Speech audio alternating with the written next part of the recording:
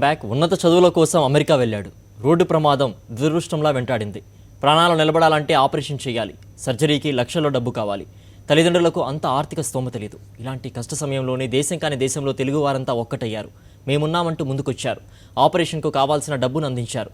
మరో ఆపరేషన్కు కావాల్సిన సాయాన్ని సమకూర్చే పనిలో ఉన్నారు. యుఎస్లో జరిగిన రోడ్డు ప్రమాదంలో తీవ్రంగా గాయపడిన జయభరత్ రెడ్డికి తెలుగువారు సాయం చేస్తూ పెద్ద మనసును చాటుతున్నారు.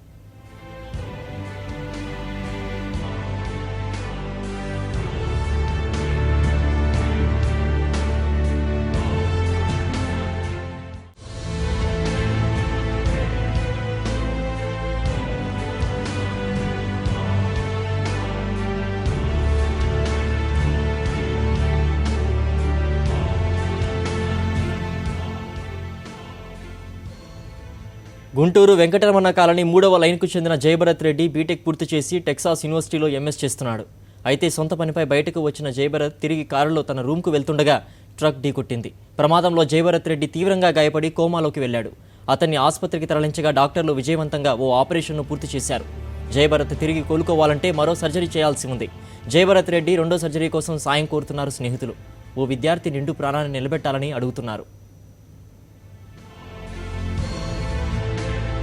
జయభరత్ రెడ్డి ఆపరేషన్కు కావాల్సిన ఏర్పాట్లను పర్యవేక్షిస్తున్న స్నేహితుడు పురుషోత్తం రెడ్డి ఫోన్ లైన్లో సిద్ధంగా ఉన్నారు. పురుషోత్తం రెడ్డి, చెప్పండి, జయభరత్ రెడ్డి ఆరోగ్య పరిస్థితి ఎలా ఉంది? ఇప్పటికే ఓ సర్జరీ పూర్తయినట్లు చెప్తున్నారు. డాక్టర్లు ఏమంటున్నారు? అదే సార్, ఇంకా కొంచెం టైం పడుతుందని చెప్తున్నారు. మనకి కావాల్సిన మమ్మల్ని అలో చేయట్లేదు. వాళ్ళ పేరెంట్స్ కోసం వెయిట్ చేస్తున్నాం. అలాగే స్టూడెంట్స్ అందరూ కలిసి కూడా ఆర్గనైజ్ చేసుకుని డబ్బును ఇవ్వడం జరుగుతోంది. మరి దీనికి సంబంధించి కూడా మీరు ఎలాంటి ఏర్పాట్లు చేస్తున్నారు? స్టూడెంట్స్తో ఎలాంటి ఆర్గనైజ్ చేస్తున్నారు? ఆల్రెడీ ఫండ్ రైజ్ చేస్తున్నాం. ఆల్రెడీ $50,000 అయింది. ఇంకా ఎంత పాసిబుల్ మాక్సిమం ఎంత అవుతుందో అంత ట్రై చేస్తున్నాం.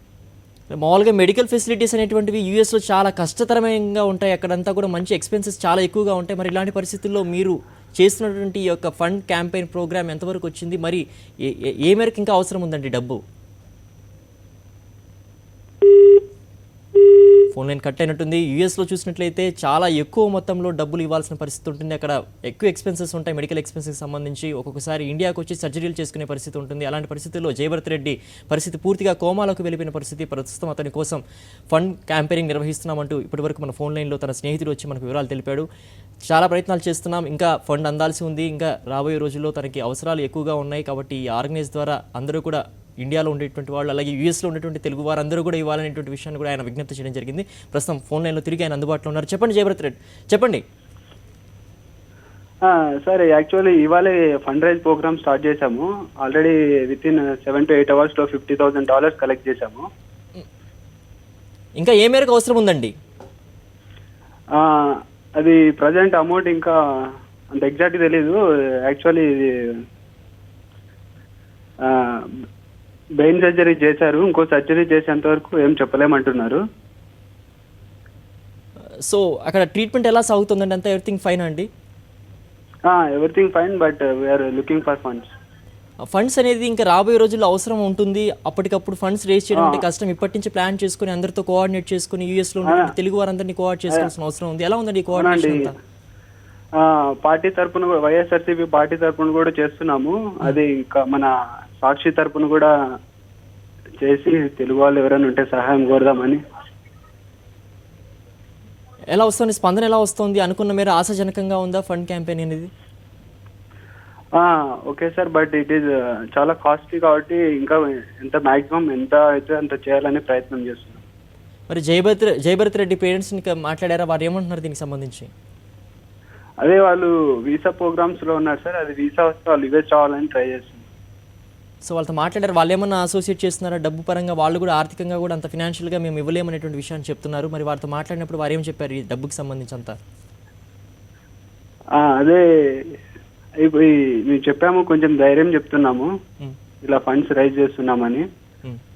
ఎందుకంటే యుఎస్లో ట్రీట్మెంట్ అంటే చాలా కాస్ట్లీ కాబట్టి ఎంత ఈవెన్ ఉన్న వాళ్ళు కూడా అంత ఎక్స్పెన్సెస్ బేర్ చేయలేరు.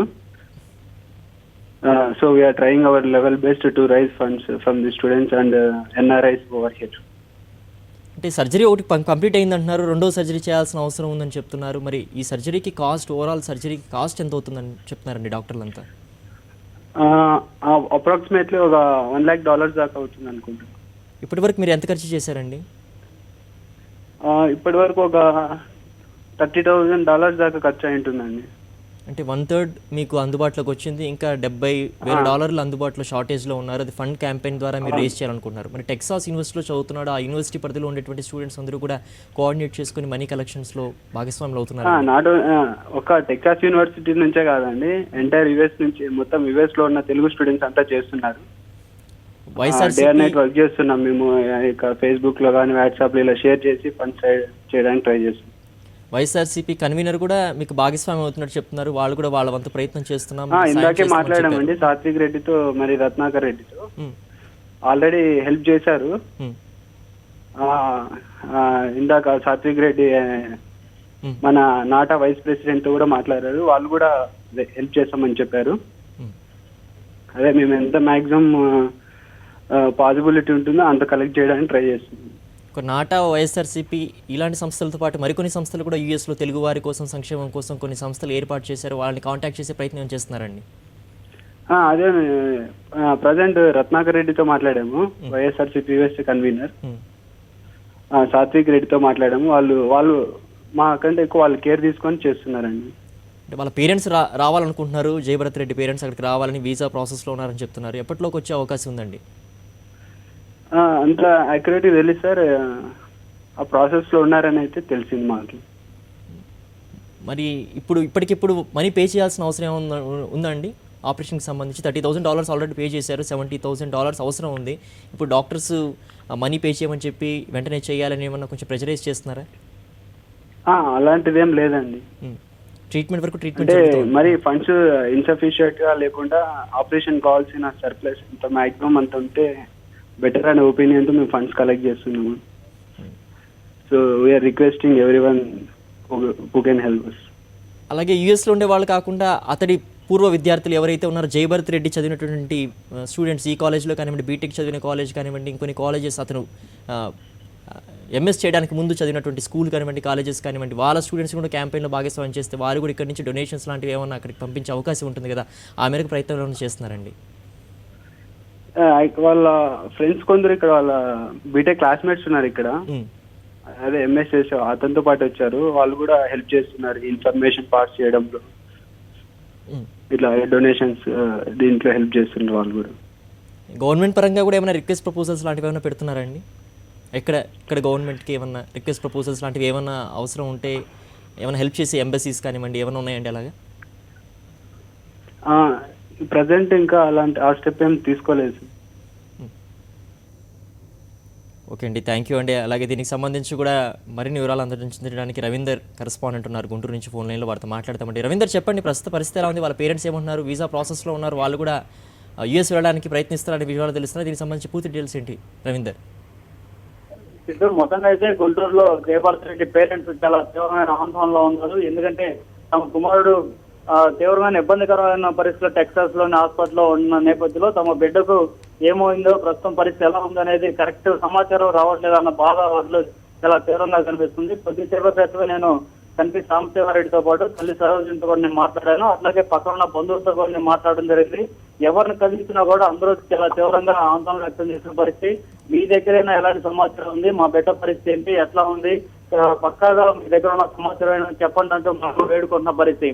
అంటే ఇప్పటి వరకు కూడా పూర్తిగా టెక్సాస్ లోని జయభరత్ రెడ్డి స్నేహితుల నుంచి వస్తున్న సమాచారం మీదే వీరందరూ కూడా ఆధారపడి ఉన్నారు. సాంబశివారెడ్డి ఇక్కడ స్థానికంగా ఒక స్కూల్లో, రాజపల్లిలోని ఒక స్కూల్లో టీచర్ గా పనిచేస్తున్నారు. ఈ ఘటన జరిగిన తర్వాత కేవలం జయభరత్ రెడ్డి ఎంఎస్ చదివేందుకు 2 సంవత్సరాల క్రితం అక్కడికి వెళ్ళడం జరిగింది. తర్వాత ఇటీవలే దాదాపు 1 రోజుల క్రితమే తల్లిదండ్రులతో కూడా ఫోన్ లో మాట్లాడడం జరిగింది. త్వరలోనే ఇక్కడికి వస్తానని కూడా చెప్పాడు. అయితే అందులోనే సర్దార్ గబ్బర్ సింగ్ సినిమా చూసేందుకు థియేటర్కి వెళ్లి తిరిగి వస్తున్న సమయంలో కారుని వెనక నుంచి లారీ ఢీకొట్టడం, ఆ వెనక సీట్ లో కూర్చున్న జయభరత్ రెడ్డి తీవ్రంగా గాయపడిన సంగతి మాత్రం తర్వాత తెలిసింది. అతని ఆసుపత్రిలోకి స్నేహితులు అక్కడ పోలీసులు చేర్చిన తర్వాత మాత్రమే ఇక్కడ తల్లిదండ్రులకు ఆ సమాచారం అందింది. దీంతో ఏమైందో తమ బిడ్డకన్న ఆందోళన అయితే వీళ్ళు కనిపిస్తుంది. అట్లాగే మన సాక్షి ద్వారా సమాచారం తెలుసుకున్న మిగతా స్నేహితులు కూడా మనకి ఫోన్ కాల్స్ చేస్తున్నారు. ఎట్లా ఉంది పరిస్థితి, తమ స్నేహితుడి పరిస్థితి ఏంటంటూ వారు వాకప్ చేసే ప్రయత్నం. రవీందర్, ఇప్పటివరకు మనం చూసాం వాళ్ళ పేరెంట్స్ కూడా షాక్లో ఉన్నట్లు కూడా తెలుస్తోంది. వాళ్ళ పరిస్థితి ఏంటి, తన బిడ్డ పరిస్థితి అనేటువంటిది స్నేహితుల ద్వారానే మాకు తెలుస్తోంది, ఖచ్చితమైన సమాచారం మాకు తెలియడం లేదనేటువంటి ఆవేదన వాళ్ళు వ్యక్తం చేస్తున్న పరిస్థితి మనకు తెలుస్తోంది. చాలా తీవ్రంగా గాయపడినటువంటి జయభరత్ రెడ్డి ప్రస్తుతం కోమా పరిస్థితిలో ఉన్నాడు. తన మొదటి సర్జరీ పూర్తి చేసుకున్నాడు. రెండవ సర్జరీ కోసం డబ్బులు షార్టేజ్ ఉంది, దీనికోసం ఫండ్ రైజింగ్ క్యాంపెయిన్ నిర్వహిస్తున్నామంటే ఇప్పటివరకు వాళ్ళ స్నేహితులు చెప్పడం జరిగింది. సంబంధించి మరిన్ని వివరాలు మా ఫోన్ లైన్లో సాత్విక్ స్టూడెంట్ ఫోన్ లైన్లో ఉన్నారండి, వారితో మాట్లాడడం. సాత్విక్ చెప్పండి. సాత్విక్ ప్రస్తుత పరిస్థితి ఎలా ఉంది, డాక్టర్స్ ఏమంటున్నారు సాత్విక్? జయభరత్ వచ్చేసి నాకు ఆల్మోస్ట్ 1 year నుంచి మిత్రుడు అండి. నేను ఇక్కడ వైఎస్ఆర్సీపీ స్టూడెంట్ వింగ్ కన్వీనర్ ఉన్నాను. అట్లనే మా మెంబర్స్ లో జయభరత్ ఒక మెంబర్ బాగా యాక్టివ్ గా ఉండేవాడు. అయితే శుక్రవారం సాయంత్రం సర్దార్ గబ్బర్ సింగ్ మూవీకి వెళ్ళొస్తూ వాళ్ళ ఫ్రెండ్ తో వెళ్ళొస్తుంటే యాక్సిడెంట్ అయిందన్నారండి. సో అప్పుడు మేము వెంటనే మా ఫ్రెండ్స్ ద్వారా వాళ్ళ బ్రదర్ ఇన్ లా ఉంటే హాస్పిటల్కి పంపించినాము. అయితే వెనక నుండి వచ్చి ఒక ట్రక్ ఢీ కొట్టింది అని చెప్పారు.